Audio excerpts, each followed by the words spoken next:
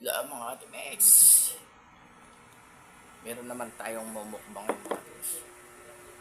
Meron tayong fried na skin chicken tsaka pipino, tsaka yung pinakamasarap na sausawan. Tsaka meron tayong kanin na fried rice. Ayun, napakalutong mga katimex, no? Ayan, tamsak naman si katimex, no? Tamsak na naman, no?